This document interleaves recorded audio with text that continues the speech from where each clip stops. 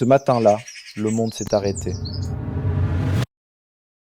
Plus d'internet, pas de réseau 4G, plus aucun message ne s'envoie, ton téléphone devient inutile.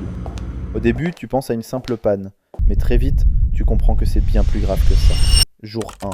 Les réseaux sociaux sont inaccessibles. WhatsApp, Instagram, TikTok, tout est hors ligne. Les chaînes d'infos parlent d'une attaque informatique mondiale massive. Les gouvernements restent flous et annoncent un retour des services dans 24 heures. Personne ne sait qui est derrière cette attaque. Dans la rue, les gens regardent leur téléphone sans comprendre. Le silence numérique est étrange, presque inquiétant. Jour 3. Les cartes bancaires cessent de fonctionner. Paiements refusés, partout. Les distributeurs ont été pris d'assaut et sont désormais vides ou hors service. Il n'y a plus de billets disponibles. Tu réalises que ton argent est bloqué quelque part, inaccessible. Les commerces n'acceptent plus que les paiements en espèces, mais l'espèce commence petit à petit à se faire rare. Les premières tensions apparaissent. Jour 5. Les entreprises sont à l'arrêt. Plus de mails, plus de serveurs, plus de cloud. Certaines sociétés ferment temporairement, d'autres licencient déjà. Le télétravail devient impossible. Le monde moderne commence à se fissurer. Jour 7. Les supermarchés sont pris d'assaut. Les rayons se vident à une vitesse folle.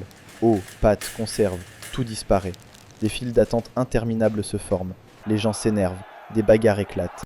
La peur commence à s'installer. Jour 10. Les services publics sont touchés. Certains hôpitaux fonctionnent en mode dégradé. Les systèmes informatiques sont très instables.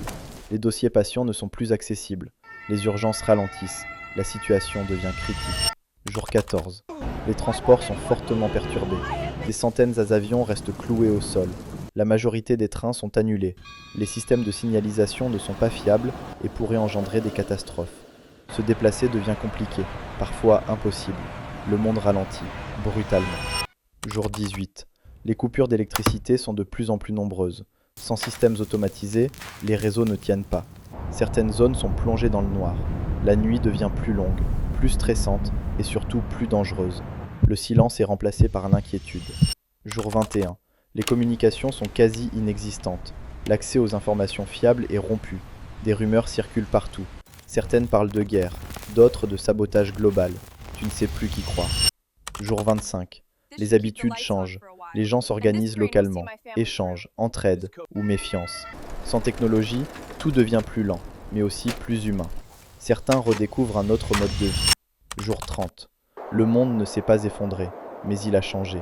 La dépendance au système numérique a été brutalement révélée. Certains veulent revenir en arrière, d'autres réalisent que c'est impossible.